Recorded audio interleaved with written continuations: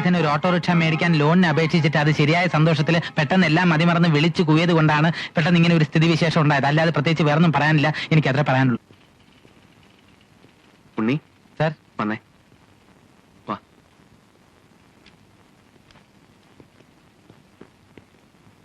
ഇരിക്കേ.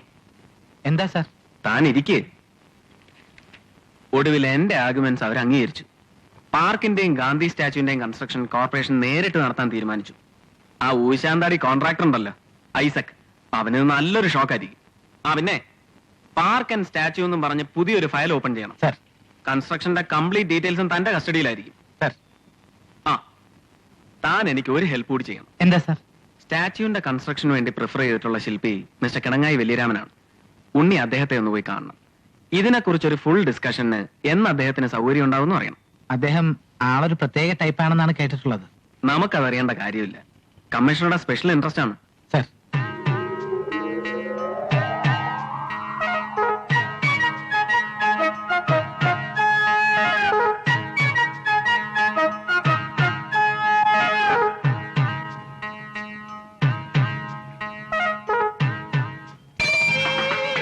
പടുവർദ്ധന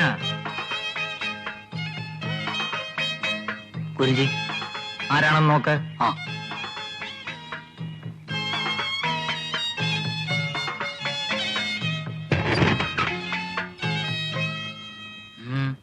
കിടങ്ങായി സാറ്? അദ്ദേഹം സൃഷ്ടിയിലാണ്, ഇപ്പൊ കാണാൻ പറ്റില്ല. പുള്ളിക്കാരനൊരു കോള് കൊണ്ട് വന്നതാ. ഞങ്ങള് കോർപ്പറേഷനിൽ നിന്ന് വരിക ഒരു പ്രതിമ ഉണ്ടാക്കുന്ന കാര്യത്തെ കുറിച്ച് സംസാരിക്കാനാ. പ്രതിമയല്ല, ശില്പം എന്നോണം പറയാൻ. ശില്പം. അല്പം കാത്തു നിൽക്കൂ, ഞാനിപ്പോ വരാം. നമ്മളാരാ? ഞാൻ അദ്ദേഹത്തിന്റെ അരുമ ശിഷ്യൻ പഡ്വർദ്ധൻ. പടുവൃദ്ധനോ? വർദ്ധൻ. നല്ല ബെസ്റ്റ് പേര്. അയാളുടെ മട്ടും ഭാവമൊക്കെ കണ്ടിട്ട് എനിക്ക് എന്തോ ഒരു പന്തിയുടെ ഉള്ള പോലെ തോന്നുന്നു. പട്ടുകേസാണോ? അല്ലെങ്കിലും ഈ വക കക്ഷികൾക്കൊക്കെ ഇത്തിരി വട്ട് കാണും. അതെ അതെ.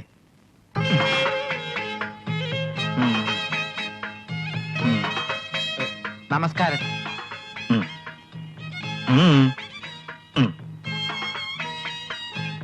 എന്താണ് ദൗത്യം? കോർപ്പറേഷൻ ഒരു പാർക്കും അതേ തുടർന്ന് ഗാന്ധിജിയുടെ ഒരു പ്രതിമ അല്ല ശില്പവും പണിയാൻ ഉദ്ദേശിച്ചിരിക്കുകയാണ്.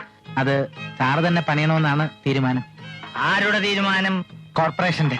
അങ്ങനെ എന്റെ കാര്യം തീരുമാനിക്കാൻ കോർപ്പറേഷൻ എന്തവകാശം? തീരുമാനം എന്നല്ല, താല്പര്യം എന്ന് പറയണം. അതെ, താല്പര്യം. സത്യവും ധർമ്മവും അഹിംസാ മന്ത്രവും ഒക്കെ ആത്മഹൂതി നടത്തുന്ന ഈ കാലഘട്ടത്തിൽ മഹാത്മജിക്ക് എന്ത് പ്രസക്തി? അദ്ദേഹത്തിന്റെ പ്രസക്തിയെ കുറിച്ച് നാട്ടുകാരെ ബോധവാന്മാരാക്കാൻ കൂടിയാണിത്. പിന്നെ കമ്മീഷണറുടെ പ്രത്യേക താല്പര്യമാണ് ശില്പം സാറിന്റെ ഭാവനയിൽ തന്നെ ആയിരിക്കണം. ഓ, നഗരസഭാ കാര്യദർശി ശ്രീ അനന്തകുമാർ പറഞ്ഞു വിട്ടതാണല്ലേ? ഒരു കാര്യം മുൻകൂട്ടി പറയാം, ശില്പത്തിന്റെ പണി തീർന്നതിന് ശേഷം മാത്രമേ സൃഷ്ടിയെ കുറിച്ച് വിലയിരുത്താവൂ. അതിനു മുമ്പുള്ള ഒരു വിലയിരുത്തലും വിലപേശലും ഞാൻ അനുവദിക്കില്ല. എന്റെ ശില്പം ഇന്നുവരെ കണ്ടതിൽ നിന്നും തികച്ചും വ്യത്യസ്തമായ ഒരു മഹാത്മാഗാന്ധി ശില്പമായിരിക്കും.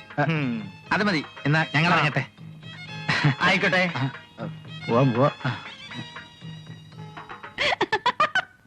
എന്നിട്ട് പ്രതിമ ഉണ്ടാക്കാൻ അയാളെ തന്നെ ഏൽപ്പിച്ചോ? അത് പിന്നെ കോർപ്പറേഷന്റെ തീരുമാനമല്ലേ, എനിക്ക് വല്ലതും ചെയ്യാൻ പറ്റുമോ? അതുപോലെ ഒരു വലിയ മണി നമുക്കും വീടിന്റെ മുമ്പിൽ കെട്ടിയിടാ അച്ഛാ. അത് മോള് വലുതായി വലിയ കളക്ടറൊക്കെ ആവുമ്പോ അച്ഛൻ വലിയൊരു മണിയടിയനായിട്ട് മോടെ പുറകെ കൂടും. അതെ, നിന്റെ അമ്മയുടെ വേലായുധൻ അങ്കിളിന്റെ അത്രയും മണിയടിക്കാരനൊന്നും ആവില്ലെന്ന് പറഞ്ഞു കൊടുത്തേ മോളെ. ഓ പിന്നെ ഇത് മാറ്റിയേ. പറഞ്ഞോലെ കക്ഷി എവിടെ? ഇന്നിങ്ങോട്ട് വന്നില്ലേ? എത്രയും വേഗം ലോൺ അടച്ച് തീർക്കണമെന്നും പറഞ്ഞ പകലില്ലാത്ത ഓട്ടവാ. ഉണ്ണാനും കൂടി വന്നില്ല. അത് പുള്ളിക്കാരന്റെ ഇഷ്ടത്തിനൊത്ത കറികളൊന്നും ഇല്ലാത്തോണ്ടായിരിക്കും. ഈയിടെ സ്മോളടി ഇത്തിരി കൂടുന്നുണ്ടോന്ന് സംശയമുണ്ട്. ഓ പിന്നെ ചേട്ടൻ അങ്ങനത്തെ ദുശീലങ്ങളൊന്നും ഇല്ല. ചൂടാകാതെ പ്രീതമേ, ഞാനൊരു സംശയം പറഞ്ഞല്ലേ. അങ്ങോട്ട് മാറിയേ. ഇങ്ങത്താ വന്ന് കാപ്പ് കുടിക്കാൻ നോക്ക്. എന്റെ വീട്ടുകാരെ കുറിച്ച് എന്തെങ്കിലും പറഞ്ഞില്ലെങ്കിൽ അമ്മ പിണങ്ങി. നമുക്ക് രണ്ടൂർ കൂടി അമ്മയെ ചെന്ന് മണിയടിക്കാം. അങ്ങ് വന്നേക്ക്. അമ്മയ്ക്ക് 4 ചെവിയാ.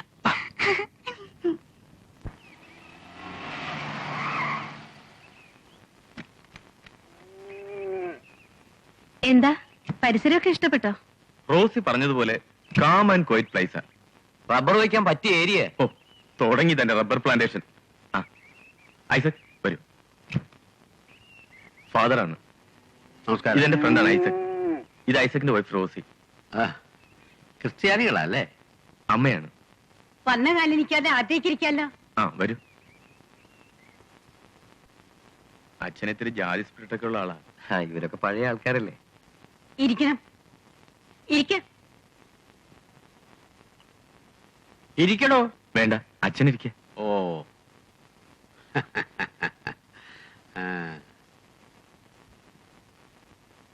അമ്മ ഗീത എന്തി?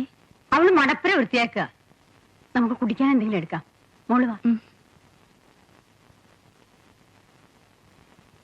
ഈ പനച്ചിക്കാട് ഭാഗത്ത് ഇത്രയധികം പാരമ്പര്യമുള്ള മറ്റൊരു തറവാടില്ല. കൊല്ലും കൊലയുണ്ടായിരുന്ന തറവാടാ.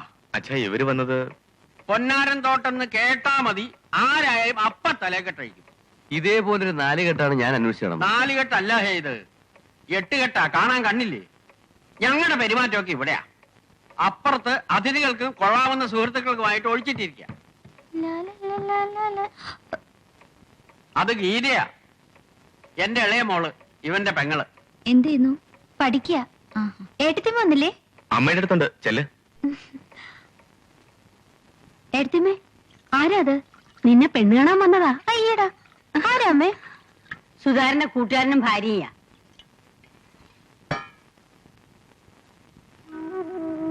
എന്താ മിസ്റ്റർ മേനോൻ ആലോചിക്കുന്നത്?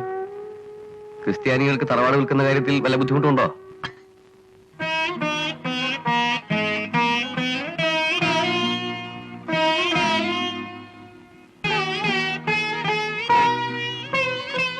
അതുകൊണ്ടല്ല, ഇത്ര പെട്ടെന്ന് ഇത് പ്രതീക്ഷിച്ചില്ല.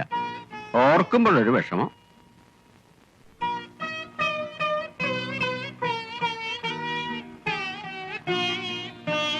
എന്തിനാ വിഷമിക്കുന്നത്? അച്ഛനും അമ്മയ്ക്കും ഗീതയ്ക്കും എന്റെ കൂടെ സിറ്റിയിൽ സുഖമായിട്ട് കഴിഞ്ഞൂടെ?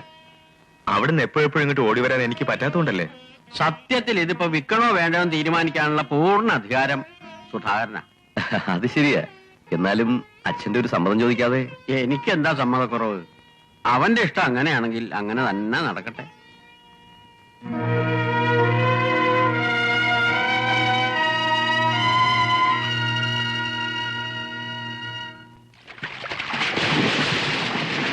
ഏയ്, അവൻ ഇങ്ങോട്ട് ജോലി കളഞ്ഞിട്ട് വരാൻ പറ്റുമോ? അവൻ പട്ടണത്തിൽ തന്നെ വീട് വെക്കാൻ പോവാ. അപ്പൊ 50 സെന്റ് കൊച്ചമ്മയുടെ വകയിലാവും അല്ലേ? അല്ലെങ്കിലും അവനത് കിട്ടിയിട്ട് വലിയ കാര്യമൊന്നും ഇല്ലെന്നേ. പട്ടണത്തിൽ എന്താ അവന്റെ ഒരു സ്ഥിതി? എല്ലാരും ഈ നാട് വേണ്ടെന്ന് വെക്കാണോ? ഷോ, അതെന്താ കാർത്തേലി നീ അങ്ങനെ പറഞ്ഞത്? കാർന്നോമാരായിട്ട് ജനിച്ചു വളർന്ന മണ്ണും തറവാടും അച്ഛനമ്മമാരെയും ഒക്കെ വിട്ട് നമ്മൾ എവിടെ പോവാനാ? അപ്പൊ തറവാട് വിറ്റു അറിഞ്ഞില്ലേ? തറവാട് വിറ്റു. അച്ഛനും അമ്മയ്ക്ക് സുധാരനോടൊപ്പം ടൗണിലേക്ക് പോവല്ലേ? കാർത്തേലി എങ്ങനെ അറിഞ്ഞു? വെണ്ടര് നാണുള്ള ചേട്ടനാ എന്നോട് പറഞ്ഞത്. എന്റെ ഭഗവാനെ, പതുക്കെ എനിക്ക് ആ ബൊമ്മ കാണിച്ചു തരണേ. ഇതിലെന്താ ഇത്ര ആലോചിക്കാനുള്ളത്? തറവാട് വിൽക്കുന്നതിന് മുമ്പ് കൂടപ്പുറപ്പെന്നുള്ള നിലയ്ക്ക് നമ്മളോടൊരു വാക്ക് പറയാനുള്ള മര്യാദ പോലും അവൻ കാണിച്ചില്ലല്ലോ. അതെ, അവനോ പറഞ്ഞില്ല, പോട്ടെ. അച്ഛനെന്താ പറ്റിയേ? നീ പിന്നെ നാട്ടിലില്ലാത്തവനാണെന്ന് വെക്കാം. വിളിച്ചാ വിളിയേക്കുന്ന ദൂരമല്ലേ ഉള്ളൂ എന്റെ വീട്ടിലേക്ക്. ഒരാളിനെ പറഞ്ഞേച്ച് ഒരു വാക്ക് സൂചിപ്പിക്ക ചെയ്തില്ല. ആ നിലയ്ക്ക് ഇതങ്ങനെ വിടാൻ പറ്റില്ല. തറവാട്ടിലെ ജംഗമ സാധനങ്ങൾക്ക് നമുക്കും ഉണ്ട് അവകാശം. എനിക്ക് വേണ്ട. ഇത്രയും കാലത്തിനിടയ്ക്ക് 5ാമത്തെ വാടക വീടായത്. എപ്പോ വേണമെങ്കിലും ഒഴിഞ്ഞു കൊടുക്കാന്നുള്ള കണ്ടീഷനില്ല ഈ വീട് കിട്ടിയത് തന്നെ. വീട് മാറുന്നതിനൊപ്പം വീട്ടു സാധനങ്ങൾ കൊണ്ടു കിടക്കാൻ തന്നെ വണ്ടി വാടകയായിട്ടും മറ്റും നല്ലൊരു തുകയാവും. ഇനി വീട്ടിൽ നിന്ന് കട്ടിലും ചെമ്പും ഉരുളിയും പിടിച്ചു വാങ്ങിച്ചിട്ട് ഒക്കെ ചുമന്നുകൊണ്ട് നടക്കാൻ എനിക്ക് വയ്യാഞ്ഞിട്ടാ. നിന്റെ ഈ തണുപ്പ സ്വഭാവം കൊണ്ടാ എല്ലാരും നിന്നെ ഇട്ട് തട്ടുന്നത്. ആണുങ്ങളായ ഇച്ചിരി ചൊണയും തന്റെ ഒക്കെ വേണം. വാസ്തവം പറഞ്ഞ ദാക്ഷാണി പറഞ്ഞാണ് എന്റെ ശരി. ഉണ്ണിക്ക് ചോദിക്കാൻ ബുദ്ധിമുട്ടാണെങ്കിൽ ഞാൻ ചോദിക്കാം.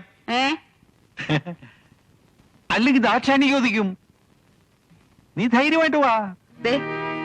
ഇങ്ങോട്ട് കൊണ്ടുവരുന്ന ബുദ്ധിമുട്ടാണെങ്കിൽ നിനക്ക് എന്റെ വീട്ടിൽ കൊണ്ടുവന്നിട്ടൂടെ? എപ്പോഴാ നിനക്ക് ആവശ്യമെന്ന് വെച്ചാൽ എടുത്തോണ്ട് പോരാലോ. പോരാലോ. തേക്കിന്റെ ഈട്ടിയുടെ സാധനങ്ങളാ. അതുപോലൊരു കട്ടിലോ കസേരയോ കിട്ടണമെങ്കിൽ ഇപ്പൊ എന്ത് വിലയാവുമെന്നാ നീ വിചാരിക്കുന്നേ? ഇപ്പൊ വിറ്റാലും അതുപോലൊരു കട്ടിലിന് ഒരു 5000 രൂപയെങ്കിലും കിട്ടും. പിന്നെ ചെമ്പിനും ഉരുളിക്കും ഒക്കെ ഇപ്പൊ എന്താ വിലയെന്നാ നിന്റെ വിചാരം? 10-20,000 രൂപയുടെ സാധനം കിട്ടിയ നിനക്കെന്താ കഴിക്കുവോ? ഞാനൊന്നും ഒന്ന് വിളിച്ചോണ്ട് പോയത് കൊണ്ട് ഒരു 50 സെന്റ് ഭൂമിയെങ്കിലും കിട്ടിയേ. നാത്തൂനെ ഒന്ന് പറഞ്ഞ് മനസ്സിലാക്കി കൊടുക്ക്. നാത്തൂനും ഇങ്ങനെ ഒരു പാവമായി പോയല്ലോ എന്ന് ഓർക്കുമ്പോഴാ. നിങ്ങൾ ആങ്ങളെയും പെങ്ങളും സംസാരിക്കുന്നതിനിടയ്ക്ക് ഞാനെന്താ അഭിപ്രായം പറയാനാ?